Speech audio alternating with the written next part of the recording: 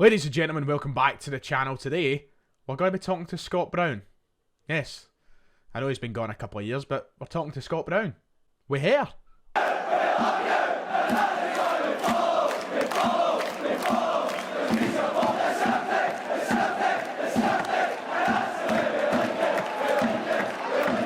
If you haven't already, make sure to hit like and subscribe. It would be much appreciated. We're obviously building up to our next game now. We had that news last night as well that we'll be taking on Rangers in the semi-final of the Scottish Cup. We'll talk about it all when we get the time to, but today we were invited along to a fan media press conference with former Celtic captain, Celtic legend Scott Brown, ahead of his big night at the Hydro with Mikael Lustig this coming May. We had the chance to ask him a few questions surrounding his time with Celtic and obviously now his time at Fleetwood as a manager. In regards to his future and everything that's been going on there as well. So today I'm just going to let you sit back, relax, listen to Scott talk to us. I'll play some questions from everybody that was there, starting off with the ones I asked him myself. I was towards the end, as usual, so I had to scrape the bottom of the barrel. I hope Scott appreciated it. But it was a good laugh, great conversation. Always happy to talk to the media, Scott Brown, and a player that I think we all can say we miss very dearly. I know we've moved on and we're doing really well at the moment, but he will always be one of these players that we associate with Celtic so closely. One of the greatest names to ever play for us. The service that he gave us, the honours that he won. What was 22 major honours with Celtic? There's not many captains that come along like him. So. Let's just get into it. I'm going to let you go and listen to that. I'm going to go away. Bye, cheerio. Enjoy the press conference. Hi Scott, apologies for the quality of the questions. It's tough being towards the end. Right, it's alright. I hope you're well. Sorry to bring your age into it, but I was just wondering, as you talk about Ange and looking on and for the side, is there ever a part of you that wishes you were maybe 5-10 years younger and able to play with some of the new guys around the team and being part of his team? Yeah, definitely. And I always wish every day I wake up I'm 5 or 10 years younger, but every time I look in the mirror I've got one more wrinkle. But no, for me, I'd love to play in this team. I've got no doubt that it would have been hard to get into it. It would have been great competition as well, but yeah, the way they're playing some great football at this moment in time, possession-based team, and I wanted to play football since I came here. Like, get the ball down, play football, but no, we also had that nasty streak about us as well. If teams are going long, direct, we can compete as well. So for me, you want to play in any team that's doing really well. You just need to make sure that you're doing that consistently, and that's what these lads are doing. These lads are doing it week in, week out, and they need to make sure they keep doing it on Saturday against Hibs as well. And obviously you done really well with Fleetwood in the FA Cup. I think it was the furthest the club's been in its history in the competition. Great achievement, but how difficult is it going from a side like Celtic, who are constantly making semi-finals and cup finals, to then being at a side like Fleetwood, who aren't really expected to make it as far in these competitions? Is that a big change for you? Yeah, it is a big change as well, but the lads want to better themselves, and we've never been past the third round before. We got to the fourth round, then we got Chef Wed away from home. We got a draw, and then we managed to beat them at home. So it shows you the lads are fighting against a top League One side, and we managed to compete against them. We beat QPR the round before, and they had a strong team out. And then we went to Burnley. We got a man sent off after 42 minutes, and we knew we weren't going to have a lot of the ball, but we were very, very well drilled. The lads were. They were exceptional that day, and we played a low block, and they were brilliant for 90 minutes. And it was probably the best thing that could possibly happen to us losing a late goal like that. But it shows you that we can compete with the best team in the Championship. They're going up to the Premier League this season, and they deserve to, because they're possession based. They're the best team that I've seen play this season outside the Premier League. But for us to be able to compete for 89 minutes, especially 45 of that with 10 men, and defend and throw their bodies on the line, but then when we got the ball, try and be composed on it as well, was brilliant. And I sat back and I really enjoyed that, and it's maybe not a part of the game that I enjoy watching us defend for 90 minutes, but what they done that day was exceptional. Cheers, Scott. Brilliant. Top man, thank you. Scott, obviously you're one of a very few people that have played over 600 games for the club, 14 years at the club. What was the thing that you found that separated Celtic from other clubs? And do you attribute that as the reason to why you stayed at the club for so long? I think it's the fan base and how they welcomed me into the place like a family, and that was the biggest thing for me, because obviously I had bad times at the start, and there was a lot of CEOs, managers, players that kept me going, that wanted me to be about here, and that helped me through that. And there's not a lot of clubs that would do that, and CEOs phoning you up to make sure you're okay, and to make sure if there's anything else they can do for you. But for me, that's it's small details. It doesn't take a lot to make you feel really welcome to a football club. It might be a phone call, it might be a sit-down chat, and that's what this club does really, really well. And then you've got the fan base, and you go Glasgow, you go Dubai, you go anywhere, and there's always a Celtic strip floating about somewhere, and somebody's on a sun lounger and they've left their top there, and it puts a smile on my face knowing that they're all over the world, and that you might bump into somebody now and then, and it's just that phenomenal fan base that you're never going to get away from. But it's also it's a great thing to have, especially as a player, because playing in front of 60,000 fans that go mental when you score is the best feeling in the world, and to win trophies in front of them for them is even better for a player to give something back to the fans. And obviously in that 14 years you worked under a lot of coaches, you worked under a lot of managers. Was there one that you specifically picked as someone that helped mould your career, and have you taken anything from them as you go into management? Yeah, I still speak to three of them quite a lot. I speak to Gordon, who I first had the opportunity to come into Celtic. He was the one that was daft enough to sign me, and whether it was a mistake or no, he'll maybe admit that later down the line. But then I had the opportunity to work with him again at Scotland, and it was brilliant because I knew him really well. We kept in touch throughout the whole time, and then to go back into helping out at Scotland as well, and then obviously playing against Lenny, knowing Lenny really well, playing against him being the coach, and then him becoming the manager as well, 2 periods. It was great because you got the understanding of what he wanted from the lads as well. And still now I speak to him as well. And then we had some great times with Brendan too, who we won a lot of trophies we had great success with as well. So it was three managers that I worked with really well, that won a lot of trophies, that were great with me, and that you look forward to like speaking to them if I ever needed anything. I know I can always pick up the phone, and they wouldn't block me. well, maybe no they now, but maybe in a couple of months' time we'll see how that goes. Top man, cheers. Scott, how are you? I'm good, David. How are you? I'm fine. That's almost 2 years you've been away, Scott.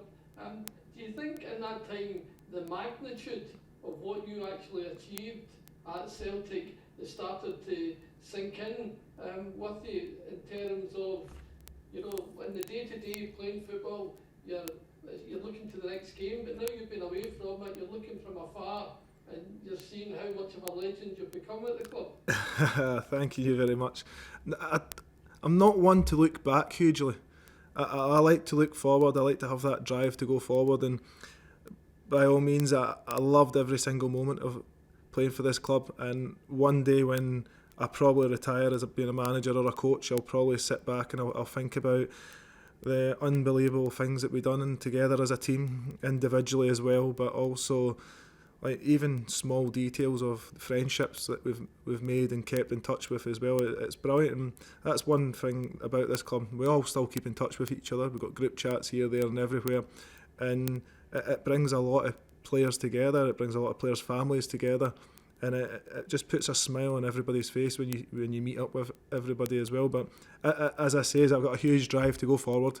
I loved every single moment since I first signed until the moment I left the club, and this is why I was asked to do this event, because I never had the chance to say goodbye to the fans that stood by me for the 14 years, that celebrated the trophies, that were there supporting us through thick and thin. And it's just a small thing for me just to say thank you very much, and a tweet and an Instagram's not really going to do it any justice. So for me to have the opportunity with Lusto, for the two of us just to sit down and show our appreciation to the fans, and also for the foundation as well to hopefully benefit off it.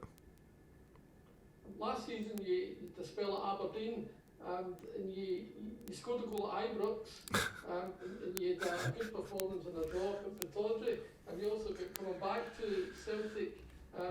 So what was it like to watch the new team under Ange taking shape, and how much did you enjoy helping us win the league last year. I'm not going to lie, I enjoyed that goal. I think that was maybe my last goal in professional football, so I think I'll cherish that moment a little bit more than anything else. No, it was hard leaving. I never wanted to leave with no fans. I wanted to say bye. I didn't want to leave on a downward spiral because I knew I was getting a little bit older. I couldn't keep up with the lads, and the reason I left because I didn't want to embarrass myself. I didn't want to be the old guy that still stayed about because he's been at the club for 14 years. He can sign another 2-year deal. We can watch him train, and he might get 5 minutes on the pitch. It's not for me, that. And as soon as you don't start playing games, I knew at the start of the season this was going to be my last season. So there was a new venture that came up late on in the season, and then I had the opportunity to go up to Aberdeen, and we started off well in the season. It just wasn't to be. We just couldn't score enough goals, and we were letting in sloppy goals as well. And then I had the opportunity to go and play centre mid, centre back, and I enjoyed it. To be fair, it was a learning curve because I wanted to become a coach. I knew I wanted to become either a coach or a manager. And for me to get that 9-month under Stephen Glass, it meant a lot to me to get that understanding of management, day-to-day scenes, routines of players, and how that you stop like leaving at 2:30 in the afternoon, and then you have actually proper got an 8 to 5 job now. So yeah, no, but for me my career was unbelievable, and I loved it, and I wouldn't change anything. Thanks, Scott. Thank you very much. Hi Scott, hope all is well. Hello Declan. You were talking earlier about keeping in touch with Brendan, Gordon and Lenny. Could I ask you if you could just pick one aspect of their management styles to take into Fleetwood with you? What would that have been? I've stole small details from everyone, and I'm not going to sit here and say there's one thing that I take from one manager over the other, because it's the training sessions. I've literally went through all the training sessions, understood. I wrote a lot down when I was a younger player, and I managed to put a lot in the computer and save it as I started to get a lot older as well. And it's different styles, different management ways, different understanding of players as well. And there's no right way and no wrong way to go about winning games. Yes, we all want to play fantastic football. We get that, especially here at Celtic. You want to entertain the fans. The fans deserve to be entertained. They want to see goals. They want to see trophies. That's amazing. I'm not sure I'm going to bring a lot of trophies to Fleetwood at this moment in time, but we want to play entertaining football as well. We want to go as high as we possibly can up the league, and that comes from training sessions, on the way we build the sessions at the start of the season to the way we're going to play and the shape, the system as well.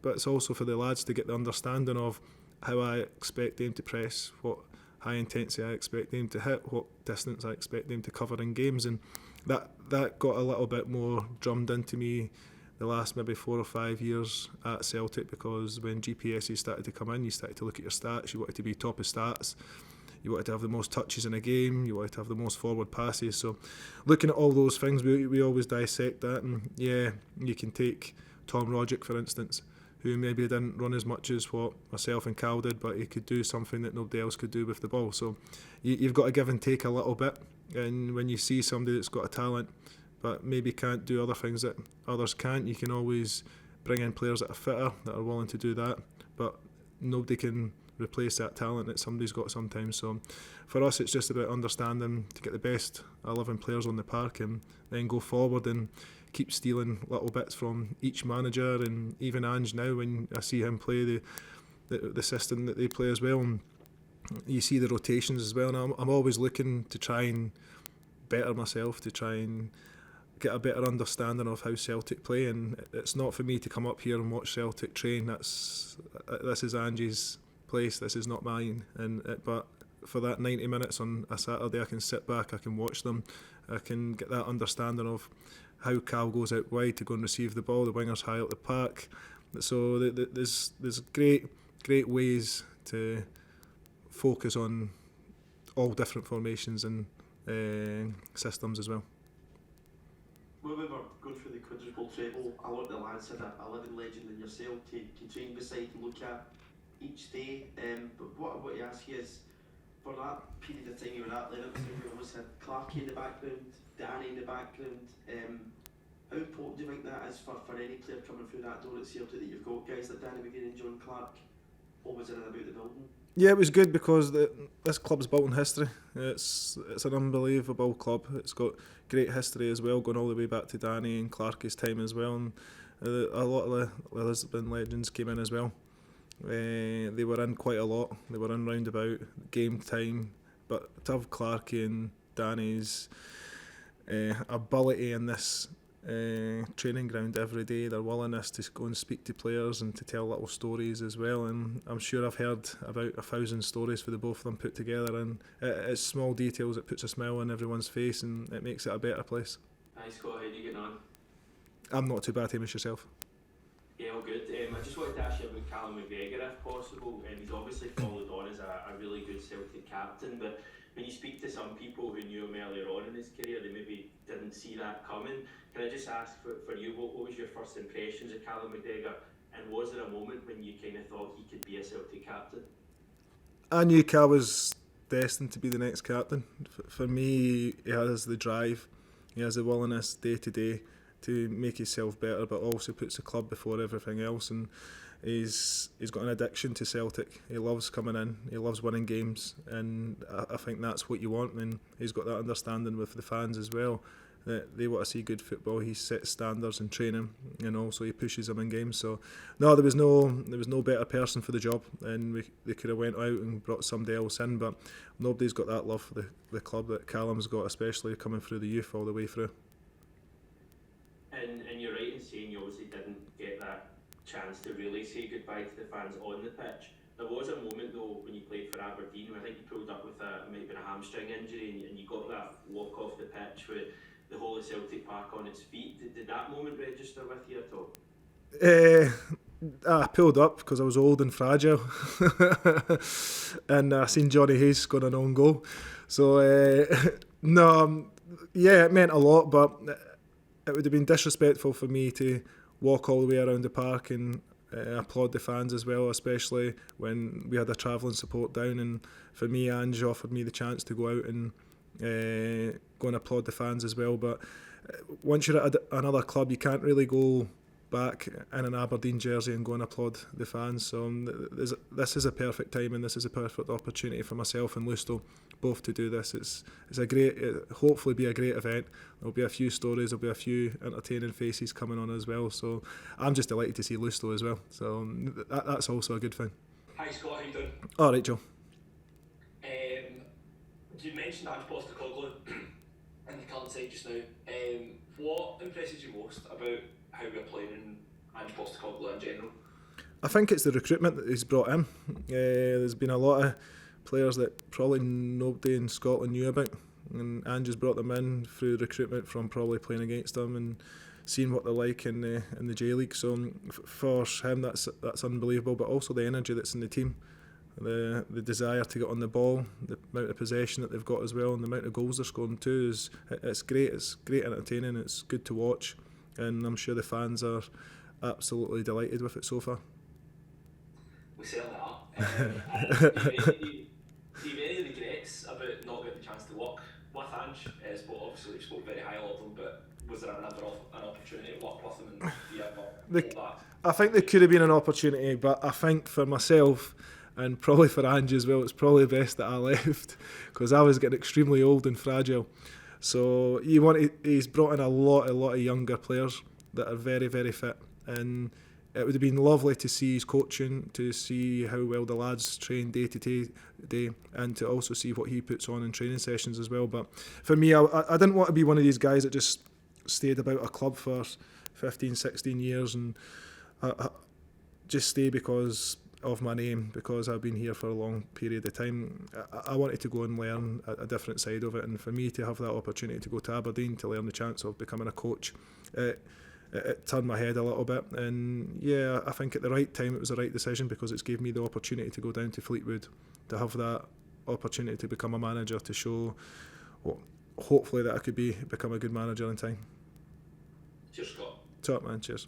Hi Scott, how you doing, mate? Hello John. As you know that you're doing the event with Mika, what are some of your favourite memories of playing alongside him at Celtic? I think it was the first day I met him.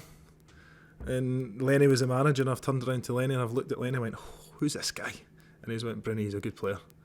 And I literally was like, right, give him the benefit of doubt. He's skin and bones. He's got tattoos here, there and everywhere, and he had long hair. And I'm looking going, wow, he better be some player. And to be fair, I couldn't ask for a better person in the dressing room as well as on the pitch, because I knew he always had my back. He always had the manager's back. And he wanted what was best for the club, but also he wanted to win games. He was a winner. He enjoyed winning games, and on big days he stepped up with goals. He defended with his life, and he got used to that kind of becoming the third centre half to let KT bomb forward, especially in his later time at Celtic. And I know you obviously left Celtic just as Ange came in, but of the players that Ange has brought in at Celtic, what ones have impressed you the most? I think there's been quite a lot of them. I spoke about Kyogo earlier on. I thought he's plays with a smile on his face.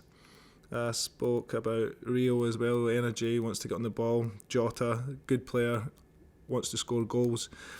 I think Joe Hart's been brilliant as well since coming in, and since we probably lost Fraser and we lost Craigie, you need a big personality to go in the goals, and Joe's been exceptional, and so's Carter Vickers playing centre half, and that's been two huge signings for Ange, and the aim going forward, I'm sure Cal and the forward players have got a lot to thank them for, because it gives them that little bit more licence to drive forward. Cheers, Scott. Top man. Hi, Scott. Hello, Jonathan. Yeah, sorry, a few of my questions have been done, so I'm having to change them ever so slightly. I would ask you first, Scott, if it's okay, what is your favourite memory of sharing a pitch with Mika Lustig, whether it be something funny or like a big match or something like that? I think when Lusto scores at Ibrox, when he's ran from pretty much the halfway line through a few players, then slides it in the faraway corner, and just seeing his celebration, his smile that's on his face was exceptional that day, and knowing what it means to him as well, that to go and score that goal, and to make sure that our fans were away celebrating. And the second question I would ask Scott, I'm just kind of more personally interested, obviously being at Celtic for so long, like a big thing that made yourself and Mika Lustig so successful is that like winning mentality, like anything less than a win obviously at Celtic is, you know, the end of the world. Winning management and working with all sorts of players that have come into Celtic, and now working with players as a manager yourself, how big a part do you think of a team's overall success is having players like yourself and Mika that have that real winning mentality built into them? Yeah, you also have to have good recruitment as well. You have to have a good understanding of what you want in the dressing room. And we've got a fantastic head of recruitment at Fleetwood. He's brought in some great players, good personalities, and for us to bring in personalities was exceptional, because we brought in Sean Rooney for St Johnstone, and wow, you should see this guy's personality. He's brilliant in the change room. He's loud. We walk in and you can hear him before you can see him, but he's brilliant with the lads in the change room. But then the same was like Lusto as well. Lusto and myself were very loud in the change room, and there's probably a lot of people that used to say that as well. But you want good people in the dressing room. You want people that's got the manager's back, and no matter who the manager was, I always had his back. I would always try and make sure the lads worked extremely hard, because one day I was hoping to be in the situation of becoming a manager, and I wouldn't like to see all the players turning their back on me. So for me, I gave every single manager as much help as I possibly could. Hi, so I hope you're well. All right, Kim. Obviously, you've had a long career at Celtic, and I was just wondering if you could go back in time to day one, what advice would you give yourself? That's a very good point. Probably score some more goals. I think I only scored 46 in my whole time at Celtic. I'd like to have scored a few more, but I wouldn't change much. I enjoyed it, and yeah, we got beaten some semi-finals and finals and stuff like that, but you learn a lot from that as a player, and the later on I went in my career, we won a lot more than what we lost, and that because myself, Lusto, Charlie Mulgrew, people like that had that desire to win games. They wanted to better themselves. We came in and enjoyed training, and I think that's the biggest thing. And I think if you're a football player that doesn't like playing football, go and find yourself another job, because you're in a luxury position. You come in, you work a few hours, run about, you go to the gym, and then you leave. So if you can't come in and enjoy that job, you might as well go and find yourself a 9 to 5 sitting behind a keyboard and doing some sort of accounts or something like that, because this is probably the best job in the world, even though it's such a short period of time. You need to make sure that you enjoy it and you give yourself the best possible opportunity. And just touching up on, obviously, your 14 years at Celtic, have you got one memory that maybe stands out, whether it's on the pitch or in training or a big game? You've obviously played in some big games, including Champions League games. I think a lot of people gave me a lot for my passing. I got 100% pass rate at Bayern Munich away from home, so I was quite impressed with that. But I think I only had one touch of the ball, so I think that was maybe why. No, I think the quadruple treble was special. Doing that, having the willingness and the desire to keep going with a bunch of lads that were in that change room to make sure that we got that over the line against Hearts was a big push, because there was a lot of the same players there, and we were getting I was getting slightly older as well, and we just lost Lusto too. So for us to do that was unbelievable for this club and for the fans, but also for us as players as well, because it pays off. You have that willingness, you can keep going, you can keep winning trophies, but then there will always going to become a time that you don't win one and it's the end of the world. So for us, it's now, I'm just glad the club's bounced back and they're in a positive situation now. Cheers, Scott, appreciate it. Top man. Hi Scott, great to see you. All right, Martin. I can't wait to hear some of the funny stories at the Idol. First question I had was just for somebody myself. I'm in a management position and try and inspire and lead people. When I watch you, I think about how you get the balance right between an infectious personality, the banter, the likability, and also the work ethic and professional side of the game as well, where you can switch on or switch off. Is there any advice you give to me or anybody else who's trying my best to inspire those around about them from a work perspective as to what those key attributes are in a management and a leader role? I think the more positive you are about yourself, about your job, the more it bounces off around other people around about you. And I'm quite loud, I'm quite outgoing, and I'd speak to anybody, and I'm quite a happy person away from when I was playing football. And I think I tried to bring out the best of everybody when I was in a change room, but then I also knew when I went over the white line that I would get on them. And I think you've got to take the criticism sometimes as well and try and turn that into a positive, because even though you're maybe a manager, you're not always right. I always think I'm right, but then I go back and if I'm wrong, I'll apologise to the players and I'll do it in front of them all. So they know that sometimes I am going to get things wrong, but I'm willing to admit my mistakes as well, and I think that shows you the bigger person. Great advice. I'm away to apologise to the staff after this call. Tell your missus sorry. Next question's maybe a tough one, because for somebody who has so many friends and such a fantastic career, I was going to ask if you wouldn't mind just to pick out three the best players you've played with during the Celtic career, and three players who you've remained really, really close with. I know there'll be loads of those, Scott, but just three in particular that you've stayed really close with. Three that I've stayed close with. Well, James and Cal and KT are the ones that I've probably spoke to the most over my whole time at Celtic, as well as Lusto. So we can't not put Lusto in that, so I'm having to take a fourth. But the four of us still speak a lot. We always speak as much as we possibly can to each other. So that four's quite tight. The three best players I've played with. Can I say myself? Of course. Well, it's no me. Verge has got to be up there. Verge he's been exceptional since coming to this club. He's went to Liverpool, Southampton and Liverpool as well, and he's been fantastic.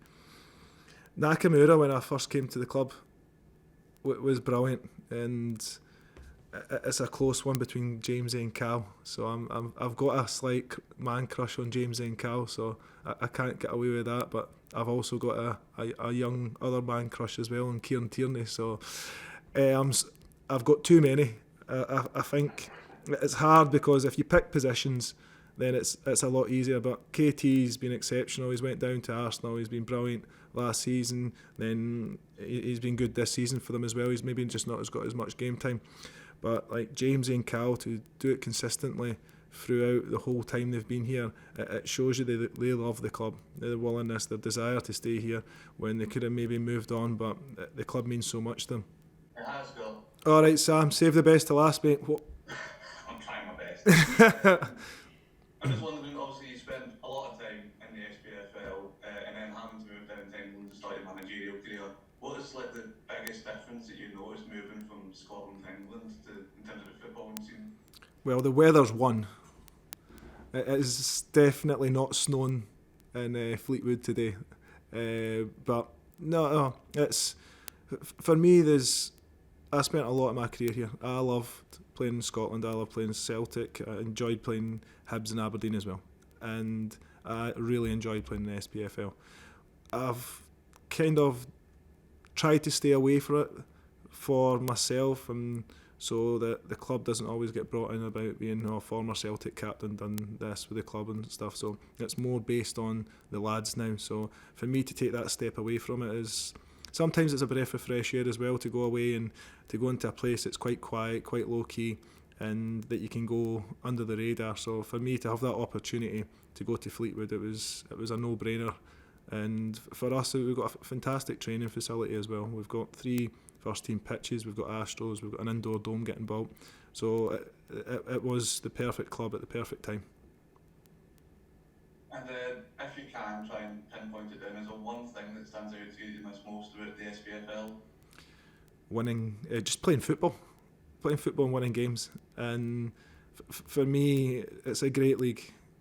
I enjoyed every single moment of being in it, whether I was at either or the 3 clubs. But it was just having that drive, and it did help me being close to home.